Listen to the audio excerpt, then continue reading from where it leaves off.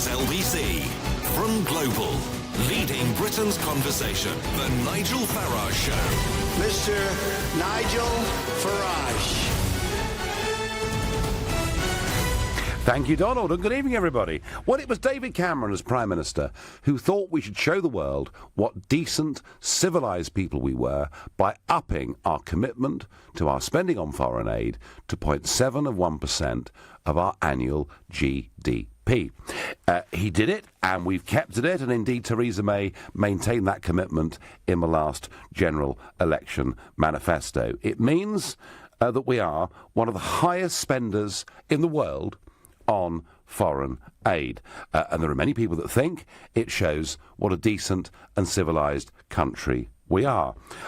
I have to say that I've always been deeply sceptical of foreign aid. My belief has always been that if you want to help poor countries become richer, then you offer them trade, not aid. And I've always felt, actually, outside the European Union, getting rid of the crippling tariffs we put on poor countries, on their agricultural products, their cut flowers, whatever it may be, we could help them. And I've always thought that foreign aid was going to rich people in poor countries and not often reaching the right target. So I come at this from a very sceptical position. By the way, if there's an earthquake or a tsunami or a disaster, I'm one of the first. I'm very happy to get my credit card out and donate money. I'm very happy to help with genuine humanitarian relief. But foreign aid, where a cheque gets sent to a foreign government, often even a dictatorship every year, I don't think the money gets to the right place.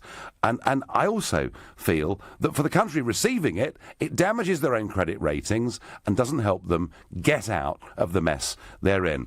But some new revelations over the course of the last 2 days have maybe become more sceptical still. For example, to meet the 0.7% target, we find that the Department of Energy and Climate Change spend 98% of their aid pot in the final quarter of the year. It's as if they're desperate to get rid of the money in the last few weeks, just so that they can meet what I believe to be a pretty arbitrary target. And then we find out today we find out that of the money pledged by the United Kingdom to overseas bodies, 8.7 billion of it is still uncashed. So you could say, well, the money hasn't actually physically left the country, but it's there in the accounts. So we're rushing to spend the money to meet the targets according to whatever calculation we have of GDP. And by the way, our GDP is now bigger because we include drug dealing and prostitution. No, I'm not making this up. It's true. Our GDP grew by 1.3 billion when those two factors were taken into account. And then we find of the money we've pledged, actually, all these intergovernmental organisations haven't been able to spend it. And I just wonder whether the time has come for a real, genuine rethink. Is it time to drop the mandatory target and to spend the foreign aid budget on a case-by-case basis? And I think the answer to that is a very big yes. If you agree with me, call on 0345 60 60 973, or perhaps you think, Farage, you are being nasty, small-minded, unchristian. Surely the answer is to shower the third world with money, in which case, of course, you can text at 84850, or you might be one of those people who, like me, is bad, nasty, evil and mean-spirited. You might even think that charity begins at home and there are some deserving people in this country, in which case, of course, you can tweet Farage and LBC at LBC, and, of course, you can watch the show live on Facebook by going to lbc.co.uk. I suspect with this particular subject there'll be no shortage of opinion. And we'll begin with Henry in Cambridge. Henry, good evening. Good evening, Nigel. I just, because I was listening to Jacob Rees-Mogg on Question Time, and the last one. So is there, Henry, on the head with this. Henry, is there any subject that doesn't lead to Mogg mania? But no, I mean, go on, please, go on. Well, I thought I agree. I'm in Mogmentum on, but I think he. I think he hit the nail on the head when he was on Question Time. Yep. On this issue, that it's trade, not aid. Yep. And that we should reduce the amount that we're spending because politicians like to say, "Oh, isn't it great? We're spending this much on it." Well, what are we actually spending it on? And I think we should spend it. We should look at what we want to achieve with it, and be more efficient with it. And if it's simply giving to charity, then we should let private individuals do that, and it shouldn't be taxpayers' money. Which, by the way, Henry, we do. We are the most generous giver of charity to overseas and particularly disaster relief of any country in the world. You know, we do this naturally anyway. So, as far as you're concerned, it's trade, not aid, and it's Rees-Mogg for PM. Absolutely. Very good. Henry, thank you. There's no escape. Mogmania is here. It's happening. I wonder whether other broadcasters are seeing the same thing that we're seeing, but we are really seeing something over the course of the last few weeks. Harry from Walthamstow, is it time to get rid of the arbitrary target and to look at things on a case-by-case basis? Good evening, Nigel. Good evening. Yes, it certainly is. I cannot understand the logic of a country which is deeply in debt, and increasingly so, borrowing money just to give it away.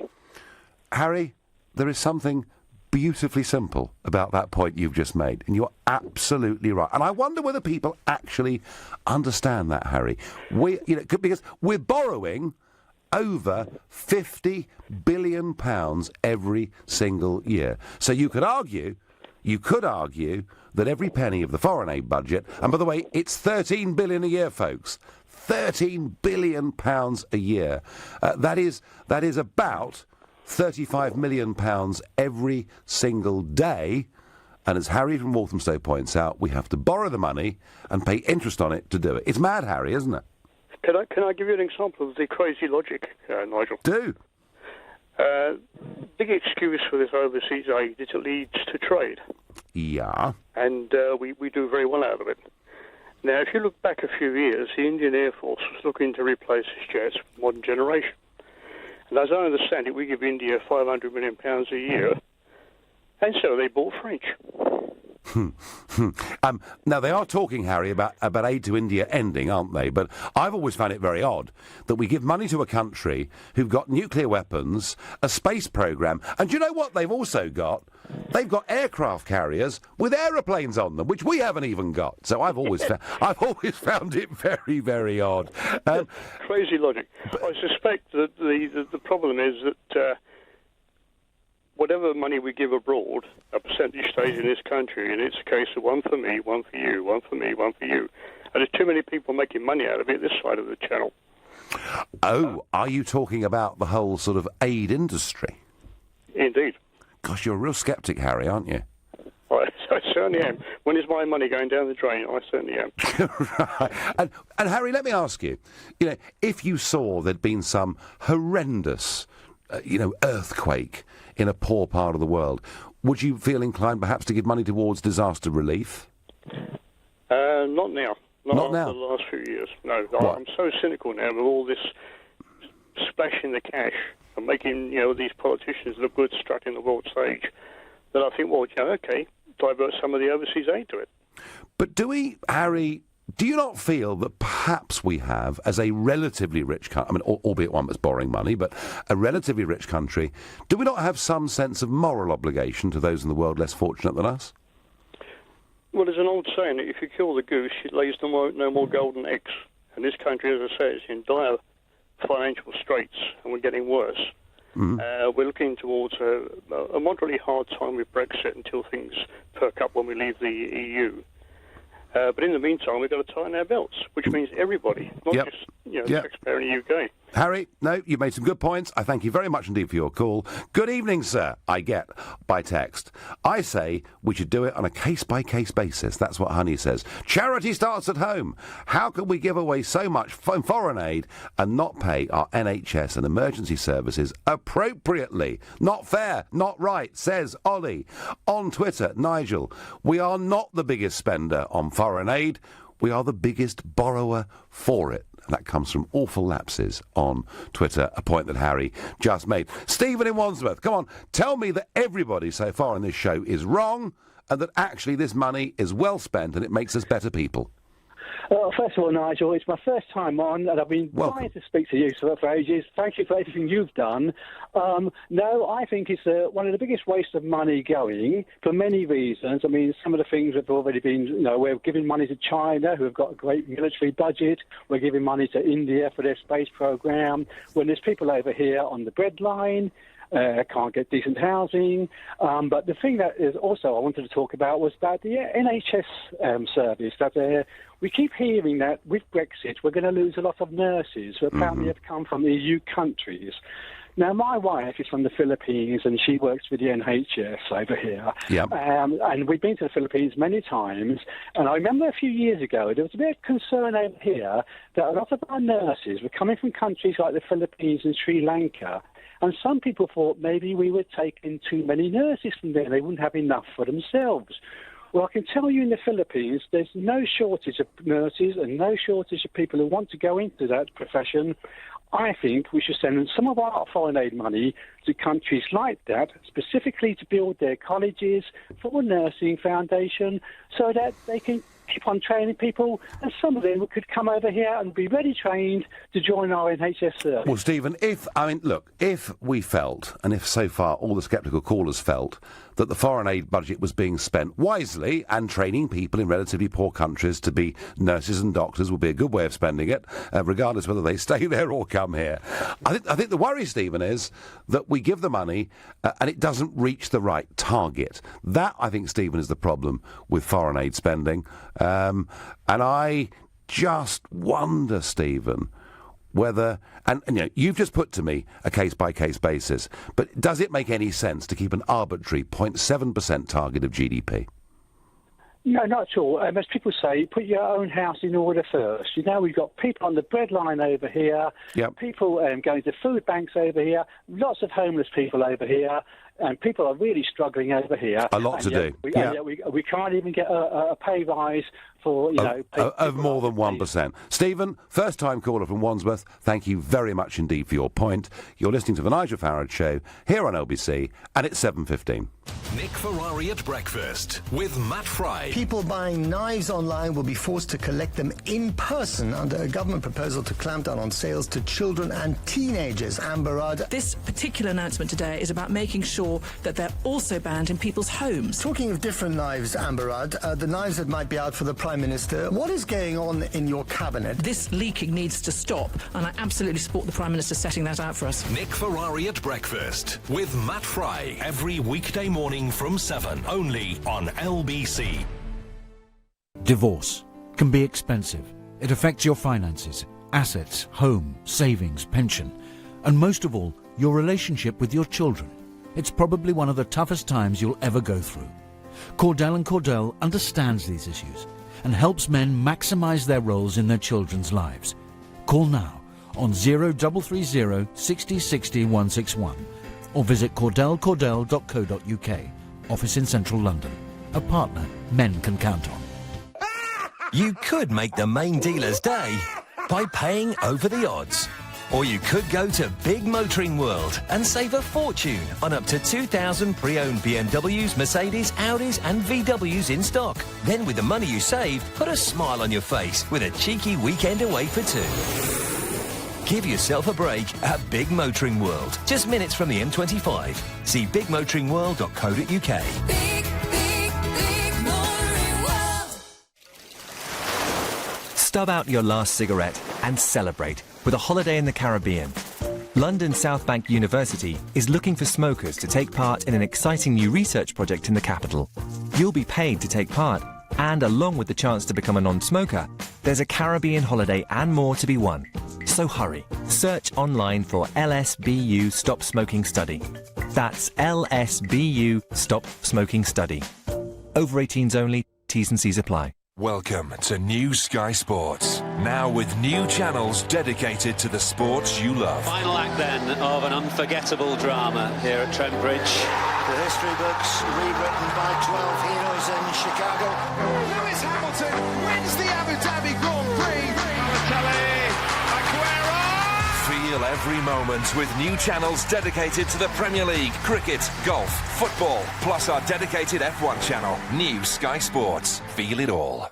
Are you confused about PPI? At PPI Hotline, we want to give you the facts. There is absolutely every reason to check you had PPI. Even if you think you never have, we can help you find out, as you could be owed thousands. And now there's a deadline. We just need the name of the bank you've had loans or credit cards with, and we'll check for free. So find out now if you're owed by texting WIN to 82222. PPI Hotline. Text WIN to 82222. Moving house, nightmare. I need a plasterer, plumber, electrician, builder, painter, locksmith, gardener, and somebody to move my valuables, the drinks trolley. Relax, relax. It's Trust a Trader. They have all the tradespeople you can think of, reputable and reviewed, so you always get a job well done. Well done me, I say, for getting it all sorted. I shall reward myself with a cheeky tipple from the trolley. Chin chin, pass me the gin. Visit trustatrader.com. The Nigel Farage Show on LBC. Call 0345 6060 973. Well, about 80% of people think that David Cameron's target of spending 0.7% of our national GDP on foreign aid on a purely arbitrary basis is wrong. But we're not a mean-spirited people. We're very generous with charity. Surely we should spend money on a case-by-case basis. And I've raised this tonight because we learn that £8 billion of money that we've committed from our foreign aid budget has as yet been unused by international agencies. But what about where we spend the money? Well, I've mentioned India already. Giving money to a country that has actual genuine working aircraft on their carriers, unlike us, is something. But we've also been giving money to Argentina. Yes, that's right, Argentina, who still have a claim over the Falkland Islands and have been buying fighter jets from China. So we've actually been giving money to a regime that could use some of that money to fund military jets to fight against our people. Mad. We've been giving money to Iran. We've been giving money to China. And, hold on to the chair. We've been giving money to Mugabe's Zimbabwe. And if you thought it couldn't possibly get any worse than that, our Prime Minister, Mrs May, was asked a question just a couple of months ago over whether we gave aid to North Korea. And the Prime Minister didn't really seem to know. Have a listen to this. Does North Korea receive money from the aid budget from the UK? Well, the gentleman has suggested that it is. I don't know the details of that. Okay. It's about £4 million in 2015. £4 million? Yeah. OK. You were in the red and white checked shirt. So you're the Prime Minister of the country and you don't know where that foreign aid is going to, whether it's going to the government or it's actually going to benefit its people. Well, if we are putting money into... When we put money into countries, we change the way that we spend the foreign aid budget. In the past, foreign aid budget was all too often just given to governments. And you know the stories in the past of the way the money was then spent. So we work through NGOs. We work through organisations that are helping people. So what the Prime Minister was really saying was, I'm sorry, I haven't got a clue, I've no idea, I've never actually looked at where we spend the foreign aid budget, I just support it because it's part of the virtue signalling of being a modern politician. It makes me look lovely and kind and cuddly and wonderful. And yes, we're giving money to North Korea. Surely this madness has got to stop. This idea that departments in the last few weeks before financial year end have to start promising money everywhere, otherwise they can't meet their target. And then we learn that some of it goes to the wrong places and some of it gets committed and isn't even being spent at all. And I'm asking you, well, of course, you know my view. I think the whole thing's bonkers. And we should only look at this on a case-by-case basis. But I'm inviting anybody out there that thinks I am nasty and mean-spirited and cruel and a bad human being to tell me why. Please ring 0345 6060 973 and explain to me why giving money to North Korea is the right thing to do. The lines are open. Aaron in Northampton, are you happy with a foreign aid contribution? Well, to be honest... Oh, good evening, Nigel. Good evening. To be honest, I didn't really know a lot of the facts that you just said then. But I must admit, I suppose I am because the way I see it is that all these other countries out there, some of them that you mentioned obviously are well off. I didn't know that we sent money to them countries, but I thought that we sent money to the countries that needed the money. That was what I always thought. But you know what, Aaron? Do you know what? If we sent money to countries that genuinely needed it, and if I felt confident that money was reaching the right people, I would not be saying the things I've said over the course of the last 25 minutes on this programme. And I, as I've said, Aaron, I do believe in disaster relief. The right thing is to help people who are in dire straits. I'm very happy, to ring up the number and give my credit card number. No problem with that at all. My problem, Aaron, is that something that is a good idea, frankly, has been hijacked by an industry. Theresa May saying, we trust the NGOs, the non-governmental organisations to do this. Well, I don't. It's in their self-interest this continues. So, Aaron, this is... Let me promise you, this is not about being nasty or anti-foreign people in different countries. It's about a prudent use of our taxpayers' money. No, which is fair enough. I understand that. That is a very good point. Like I said, when I was on hold listening, I didn't know some of the facts that you said, and I must admit, I was quite shocked when I heard the North Korea bit, especially. That shocked me. Yeah, that really did shock me. But at the same time, like what you said, cutting it down, I suppose we could cut it down. But if we were, would the problems at home, would they really be solved? I don't think they would be. That's my point. That's what I'd like to make. I just think no matter what we do, no matter how much money we spend, I just think we'll always be in the situation we are in at the current time because nothing will happen. That's my opinion. No, I mean, look, Aaron, 14 billion pounds a year. It's a vast sum of money when a district hospital only costs about 250 million quid to build. But by the same token, it is less than 1% of our national income. But you know what, Aaron? You add up this 1%, you add up the 1% that goes to the European Union, and it's the old saying from Warren Buffett, the sage of Omaha, one of the richest men in the world, and he once said, you know what, $1 billion here, $1 billion there, and soon you're talking real money. Aaron, I thank you for your call. And there we are. You see, the point about a programme like this is that if we get the right facts out, people listen, engage, and they can change their minds.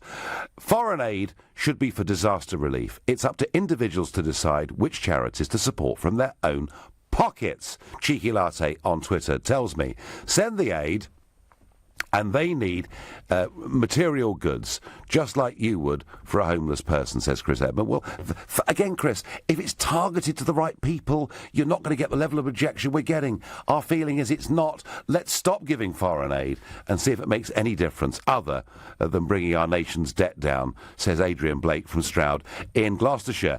And on Twitter, I get Janard says to me, give it to me. I need it, and I know where to spend it. I don't think you really do. Ahmed in Watford, have we got this right or wrong with the foreign aid budget? Good evening. Hi, Nigel. Just like to make a few points. Firstly, I think it's most worth noting the fact that giving less than 1% of our GDP is not all too much money, and I'd like to clarify on that. There's a couple of things. When we talk about giving foreign aid, we need to note that it's not charity that we're giving. We're essentially buying influence. We're buying political gain. This is the soft power argument, Ahmed. This is the argument that foreign aid is actually part of our foreign policy, yeah? Yeah, no, I think that's correct. And personally, I do agree with that. Now, that's not me saying that we shouldn't be giving money to other countries and people who need it most. It's more a case of us criticising and critiquing our own government to assess where our money is going. Are we giving money to build airports in private islands that are Commonwealth islands, or are we perhaps giving money to those suffering in Iraq and Yemen and Syria, people who really, really need it? I read a report actually online not too long ago which mentioned that we are making 7 times more from the arms deals we are giving to Saudi Arabia, which are being used to bomb Yemen, than we are in the amount of money we're giving in aid to Yemen. And I think it's then worth noting that, it's not a clear black and white board where you have money that could be spent here or there. It's more a case of we are giving money, and we should be giving money because we are, at the end of the day, the 6th richest economy in the world. But how are we giving money, and are we using it to buy political So if gain? we're using, Ahmed, if we're using our foreign aid budget as an arm of our foreign policy, effectively we're engaging in bribery, yeah? Yeah, I mean, look, Nigel, I think one thing you have to notice is I don't mean you personally, but the political class generally need to stop calling it charity. I do think it's a superiority complex, and for us to be able to say, yes, we're giving charity to poorer countries, I don't think that's right. I think we need to, if we are philanthropic and we are British, as we like to say, then we need to be assessing which people need it the most. Do you know what, Ahmed? I do think it's wrong to do you know what? be clearly saying that, yeah. Us assessing it, and your argument about, soft power, as it's called, foreign policy, I mean, I do understand the argument, but here's another problem. Yet another problem, folks, with the foreign aid budget, that a third of it, we don't decide how the money's spent. The European Union, yes, that's right, folks, my old friends in Brussels, the European Union and the UN, Ahmed, tell us how to spend a third of it. So, whichever way you look at this, it's a mess, isn't it? Nigel, whether it's a third of, if it's 0.7% or if it's 5.7%, it will still be a third, right? I think the argument is the two-thirds that we are choosing how to spend. Why are we giving to the places which are the wrong places? You mentioned India earlier on. You mentioned Iran. Yeah. You mentioned North Korea. Yeah. Do you, Nigel, I'd like to ask you, do you think we're giving money to these countries for any other reason than political gain? No. Because I'd find it very strange if we were giving money to Iran or to India, which is obviously one of the fastest growing economies in the world. No. Purely because they need money. I may well, Ahmed, agree with you. I may well agree with you. Maybe the foreign aid budget is part of a massive international bribery scam. Ahmed, you may well be right. Either way, I'm not comfortable with how our money is being spent, who has a say over how we spend our money and where it's going. I think the whole thing is a complete shambles. You're listening to The Nigel Farage Show, exclusively on LBC. It's 7:30 now, and time for the news with Moira Alderson. There's a warning: inmates in many jails are being kept in appalling conditions with not enough staff to maintain order. The prison's watchdog says drugs have been a major factor in declining safety standards in England and Wales. An influential Tory backbencher says cabinet ministers should be sacked if they can't zip it up and get on with their jobs. Charles Walker, the vice chairman of the 1922 committee, has made the comments following leaks to the press. Heavy storms are affecting Cornwall this evening, with the village of Coverack south of Falmouth thought to have been badly affected. There are reports of some homes being flooded and market stalls being washed away. LBC weather mostly dry across Scotland and Northern Ireland tonight, but heavy thundery showers across England and Wales, an overnight low of 17 degrees. LBC Travel, good evening, I'm Andy Lake. We're starting off in East London. The A12 is slow eastbound between Leytonstone Station and the Redbridge roundabout. A collision has left it partially blocked, which is also affecting the North Circular southbound from the M11 this evening. In West London, queues on the anti-clockwise M25 between 14 for Heathrow and 11 for Chertsey in patches. An accident around Staines closed 2 lanes earlier. It has now been moved onto the hard shoulder. And in Kent, the M2, that's crawling eastbound towards the coast between junction 5 for Sittingbourne and 6 for Faversham after a collision earlier. All lanes are back open now though. Into Nottinghamshire, the A60 is shutting. Works up between the A57 and the train station. A nearby building has caught fire. And just a quick word on the tubes. The Northern Line is suspended between Camden Town and Finchley Central. For more real-time traffic updates, go to lbc.co.uk. This is LBC. You can earn more with a degree. And you can get a degree in just 2 years with a course at GSM London. Degrees are awarded by Plymouth University. And if you don't have a formal qualification, you can start on our foundation year. Places are available for September at our Greenford and Greenwich campuses. Enroll now. Text GSM to 66777. Or visit gsmlondon.ac.uk. GSM London. Have bold dreams. Moving house, nightmare. I need a plasterer, plumber, electrician, builder, painter, locksmith, gardener, and somebody to move my valuables, the drinks trolley. Relax, relax. It's Trust a Trader. They have all the tradespeople you can think of, reputable and reviewed, so you always get a job well done. Well done me, I say, for getting it all sorted. I shall reward myself with a cheeky tipple from the trolley. Chin chin, pass me the gin. Visit trustatrader.com. Hi, I'm Michael Owen and I know what it's like to be injured. If you've been injured and it's not your fault, you need to speak to Gowing Law. Text WIN to 80800 and Gowing Law will do the rest. Thanks, Michael. If you've been injured on the road or at work, Gowing Law could help you win thousands in compensation. We can tell you instantly what you might be owed. Find out right now and text WIN to 80800. Text WIN to 80800. Car Giant has up to 10,000 cars in stock, all priced low to sell fast. It's how London buys its cars. Car Giant. Want a brand new apartment starting from just a £7,500 deposit? Come to Galliard Homes and purchase your new home with Help to Buy from just £150,000. Live in dynamic space close to stations that connect you to central London. Plus, we fully furnish your new home free of charge. Call us on 0203 770 6300 to hear about our range of incentives to help you get on the ladder. Visit galliardhomes.com. That's galliardhomes.com. Live the lifestyle with Galliard. The Nigel Farage Show on LBC. Call 0345 6060 973. We're desperate to spend 0.7% of our GDP on foreign aid, yet we learn today that 8 billion of it still hasn't been spent to the overseas agencies to whom we've committed the money. And then we find the bits that have been spent have gone to places like North Korea. And I'm saying this whole thing is crazy. We're not mean-spirited. We're not nasty. Far from it. But we've just about had enough of foreign aid being money taken from poor people in rich countries and given to rich people in poor countries. And we've had enough of it. We want the money spent on a case-by-case basis and spent sensibly. Now, talking about money and government largesse, HS2, that railway line that means we can all get to Birmingham 18 minutes quicker, or Manchester, I think it's 47 minutes quicker, although the last time I went to Manchester, I got on at Euston, it was 2 hours and 2 minutes to the centre of the business district in Manchester. I had a bacon sandwich with brown sauce, a couple of cups of tea, read the newspapers, and before I knew it, I was there. So I've always wondered why we actually need HS2. Well, Chris Grayling, the Transport Secretary, was called into the House of Commons last night at 10 o'clock to make a statement. And he said, it is incredible, inconceivable, and simply nonsense to suggest that the cost of HS2 is set to spiral. Well, folks, if you think the foreign aid budget is expensive, run your eyes along this. The original estimate was that HS2 would cost £55 billion.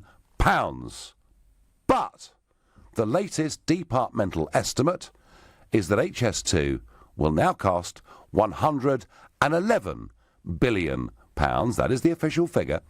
And certainly there are one or two MPs, Kelvin Hopkins from Luton and others, saying that they've had briefings, secret briefings, leaking out of the Department of Transport, suggesting that in the end, the bill for this could be as much as £200 billion. That is 4 years of our annual deficit at the current rate. This, folks, is the biggest single spending project any British government has undertaken since World War II. It is massive. And yes, I'm opposed to it. And why am I opposed to it? Because for a fraction of this money, we could update broadband right across rural parts of this country.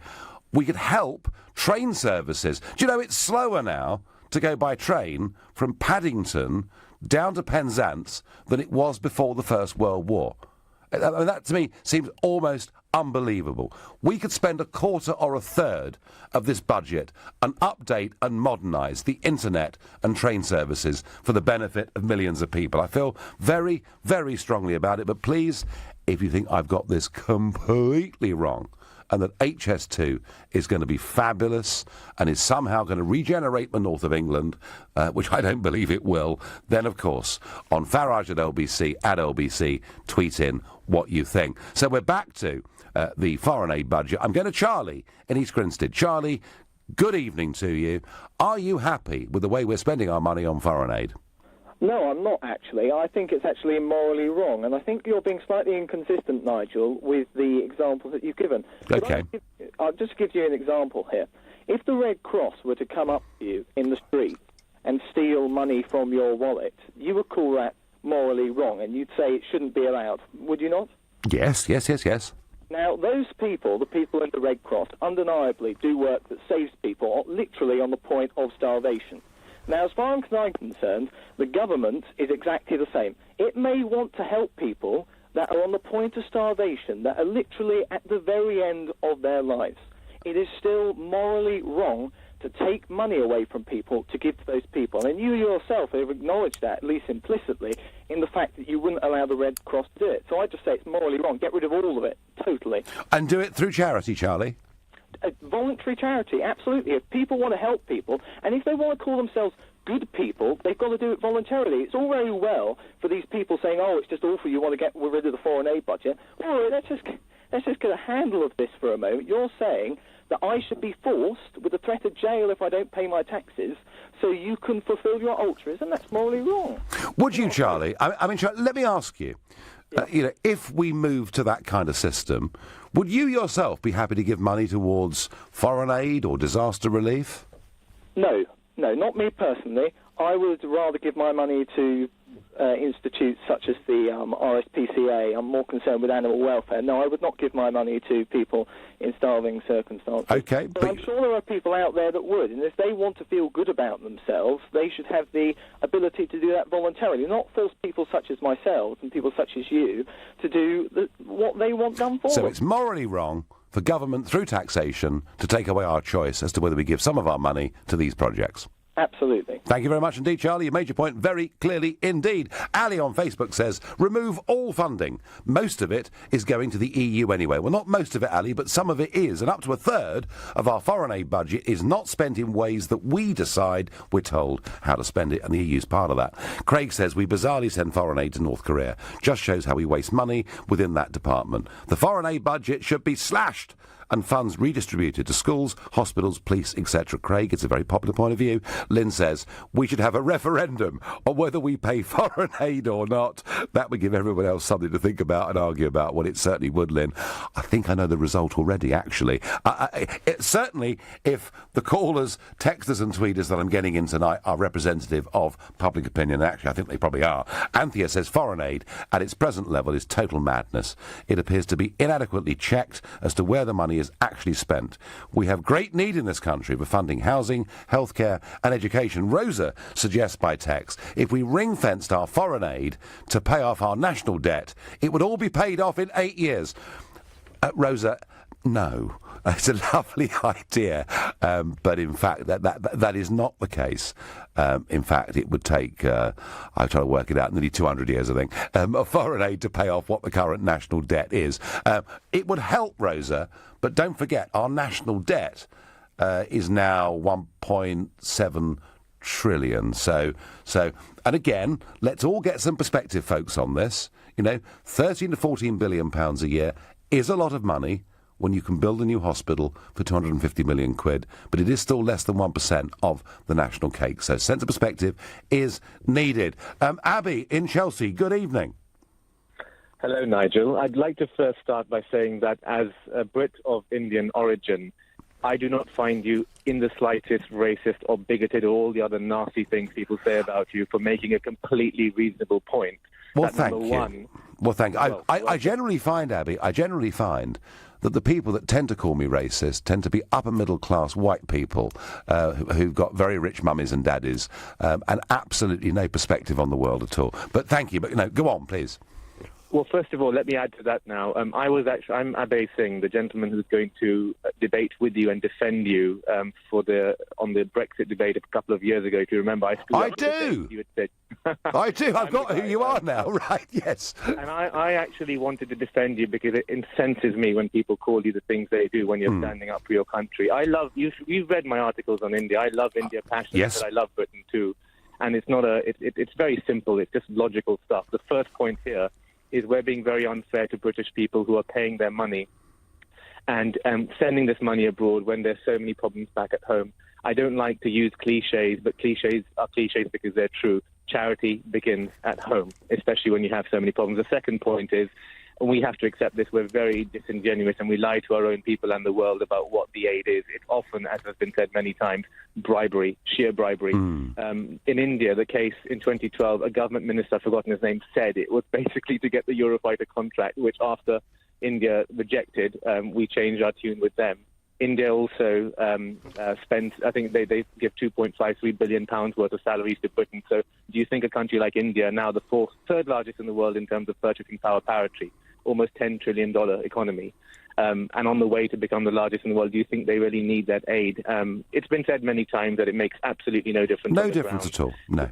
No. So let's not lie to British people, and let's also be fair to British people, the hard-working, beautiful working people of this country who put so much into the country. Let's first put these billions back and solve the problems we have here. Yeah, and the best thing we could do to help countries like India, Abby, in my view, and not every person in Britain will like this, but actually, if we looked at countries like that and we gave them free trade deals and took away the massive tariffs that this wonderful European Union puts on them, that would help them more than any foreign aid ever could, Abby, in my opinion.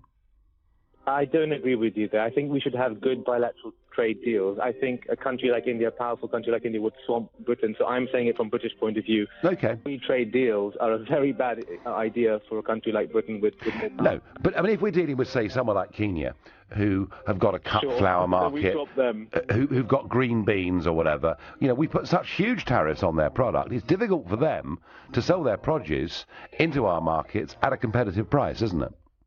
Absolutely, yes. And I'd love to, by the way, take the public platform and defend you, because I think people understanding that an Indian person with brown skin, by the way, coming in saying that Nigel Farage is not a racist, he has a very valid set of points, you know, to make for the country, is not a bad thing. I think we should take that up again at some stage. Well, I thank you. No, and we'll do that, and I thank you very much, and it's nice to make your acquaintance again, and thank you. Well, a real supporter. Had some screamers on last night that hated me, so we got to balance it out. You're listening to the Nigel Farage Show, exclusively on LBC, and it's 7:45. Coming up at 8 on LBC, Clive Bull. 16-year-olds could get the vote after a review of elections in Wales. Is it time for our entire electoral system to be modernised? Clive Bull on LBC. Punching the air, Sally jumps out of her Renault Traffic van. Winning her second gardening contract feels even better than the first. Topiary has a new champion. Renault Pro Plus vans are trusted as the logistics partner to the Renault Sport Formula One team, delivering vital components day in, day out. See how the award-winning Renault Pro Plus range can power your team with reliability and aftercare service you can count on. Visit one of our Renault Pro Plus specialist dealers to find out more. I had a brilliant relationship with my brother. He was a big personality, warm, generous, funny. The last thing I said to my brother was, I'll see you in the morning. The boys will be ready for football. Heart disease can kill when you least expect it. But with the British Heart Foundation's research, there is hope. Donate £3 at bhf.org.uk. Oh. Ah. Oh. This is how my back pain sounds. This is the sound it should be making. Introducing Fine Over Joint and Muscle Relief Tablets, a traditional herbal medicinal product used for the relief of backache, exclusively based on long-standing use as a traditional remedy. Find it in the pain aisle at selected Boots, Lloyd's Pharmacy, Holland & Barrett, and all good independent pharmacies. Fine Over Joint and Muscle Relief Tablets. Contains Sigasbeckia. Always read the label. Fine Over... Winning a major golf competition takes a lot. Henrik Stenson is the champion golfer of the year. It's my finest performance. The Open Championship. That's the one I wanted to win. Spectacular is not the right word, it's perfection. You imagine those things as a kid, and I finally got to live that dream. Who will write this year's major story and become champion golfer of the year? The Open starts Thursday, live only on Sky Sports. The Open. Want a brand new apartment starting from just a £7,500 deposit? Come to Galliard Homes and purchase your new home with Help to Buy from just £150,000. Live in dynamic space close to stations that connect you to central London. Plus, we fully furnish your new home free of charge. Call us on 0203 770 6300 to hear about our range of incentives to help you get on the ladder. Visit galliardhomes.com. That's galliardhomes.com. Live the lifestyle with Galliard. The Nigel Farage Show. Text 84850. Billions of pounds of our foreign aid budget that's been committed to foreign agencies simply hasn't been spent. And it's brought bigger questions, I think, to bear on how we spend the money, where we spend the money, who authorises the spending of that money. And I have to say, my view very strongly is that the whole thing's a complete and utter shambles. And so far, many people do agree with me. Oliver says on Facebook, forcing departments to spend money they can't think how to is just a colossal waste of money. Case by case for definite. Oliver, that's my view. We're not being mean-spirited, we're not being nasty, we're happy to help, but let's look at the merits of each spending case. Jean says, let the celebrities pay foreign aid. They're always whining on about these things. Nigel, what bugs me is that we are borrowing this money. A point that was raised earlier, that as we're running a massive budget deficit, effectively, we're borrowing money, having to pay interest on those borrowings to give away money as foreign aid. Wayne from Southgate, I understand, takes, at last we've got somebody who takes a different point of view. Wayne, good evening. Good evening. Nigel, listen, I heard you peddling this nonsense about foreign aid is taking money from poor people to give to rich people overseas. Yeah. That is not the case. Where the money is spent? The money is spent in the donor countries. 80 to 90% of foreign aid is spent in this country on goods and services, and about 10 to 20% overseas. What do you mean, Wayne? And I can tell you that because I've worked on foreign aid projects overseas.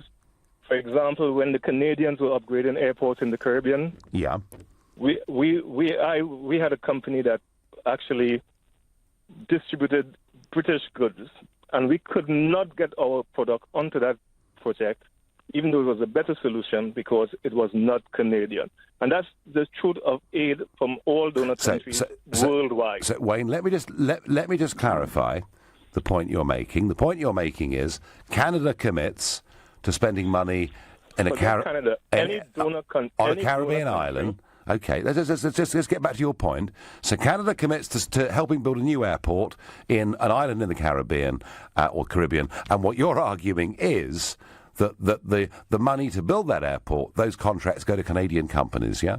Yes, that's Canadian consultants who design it. Similarly, when British provide foreign aid to countries, you'll have British consultants engaged to provide designs. You'll have British goods as part of the solution, and that's how foreign aid works, and it provides jobs in all the donor countries. Well, so the Prime Minister, Wayne, the Prime Minister slightly contradicts your view of this, because the Prime Minister, and we heard that clip earlier where she was so excruciatingly embarrassed about the fact that her government's been giving money to North Korea, of all people, but when she was asked this question, she said, no, we give the money to the NGOs. And the NGOs don't owe any loyalty to any nation at all, do they? That might be so in one or two small cases, Nigel. But look, if you look at, you could look at various, the National Audit Report and DFID and the various agencies, government agencies, where the last time they were complaining about fees and the rates that consultants here were charging and so on. And that is a fact of life. That's why all countries run foreign aid budgets. It's part of the soft diplomacy internationally. It gets you in the headline, it gets you ticked in the UN and that sort of thing. I do understand that, Wayne. I do understand that it's become an arm of foreign policy, Wayne, and I do understand that. But what you're really saying on this call is that there is a potential business kickback benefit to the donor country. That's your point, isn't it? Of course, that's the only reason why it's held. It's because the business case for it it cannot be. You cannot argue against it. Do you know something, Wayne? Jobs in factories here. Do you know something, Wayne? You are the first person I've met in 20 years of discussing this issue that has made this point, and I would love to see... No, Nigel, that is not correct. If you read the literature, there's loads of literature written on this, on international economics and that sort of thing. Loads of literature on this subject. Well, do you know what, Wayne? Do you know what, Wayne? I've read about soft power. I've read about using the foreign aid budget to win influence around the world. I've read about using the foreign aid budget to sometimes win foreign contracts. I've read about much of that. What I've never read, Wayne, and I really mean this, I've never read a single document or single letter in 20 years that has ever suggested to me that the foreign aid that we commit to Zimbabwe, for argument's sake, finishes up with British factories manufacturing goods and getting the benefit of that business. And if you can point me as to where I can go to read this, I will. There are loads of literature on this. I can Where? email you all over in any bookshop. You can Google it. There are loads of stuff on foreign aid. This is a very much studied area. Well, Wayne, you've made your point, and I do understand the soft power arguments. You're the second person to make that point tonight, and I'm going to Google it. I'm sure as we speak, lots of people are. Wayne, I thank you very much for your call and a very different point of view, not one I have to say that I'm familiar with at all. Ollie in Hereford, are you happy with the way we're administering the foreign aid budget? Good evening, Nigel. It's a pleasure to speak to you. Good evening. I'm unfortunately going to largely agree with you, much to, I'm sure, your dismay. I am in favour of closing the Department for International Development, which, of course, was a big selling point of UKIP's general election manifesto. Yep.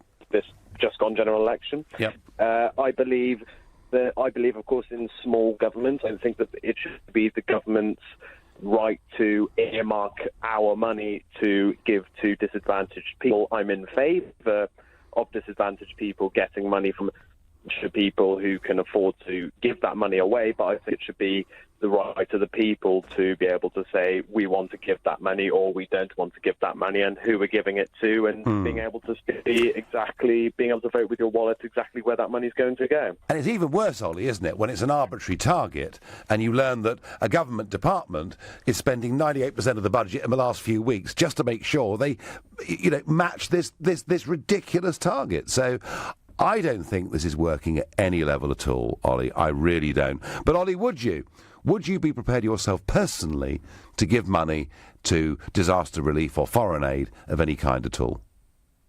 Well, yeah, and I'd be able to see who the organisation who I choose or choose not to give money to where they would be spending that money, who they would be spending that on, and I'd have the assurance that they'd be spending it on people who actually need it, and then I'd be able to say this, as some organisations do, they're promoting the trade of human traffickers.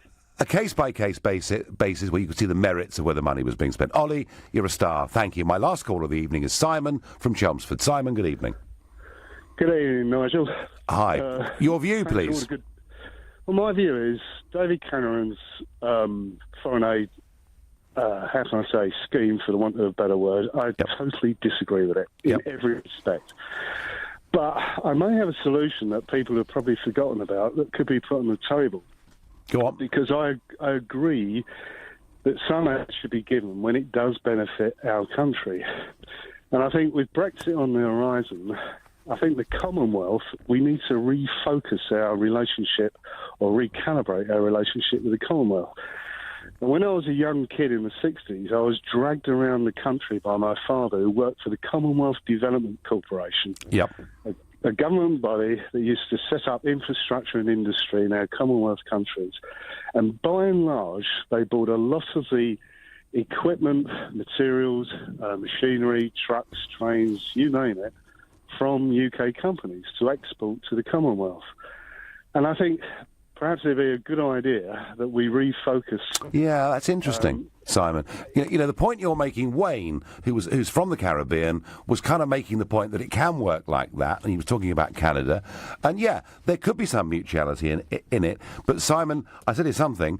If we gave these Commonwealth countries tariff-free access to our markets, that'd be worth more to them than any trade deal ever possibly could be. Simon, I thank you very much for your call. I'm running out of time. Richard on Facebook says, cut foreign aid from 0.7% of GDP to 0.5. Well, it was Cameron that reversed that. And it is an arbitrary...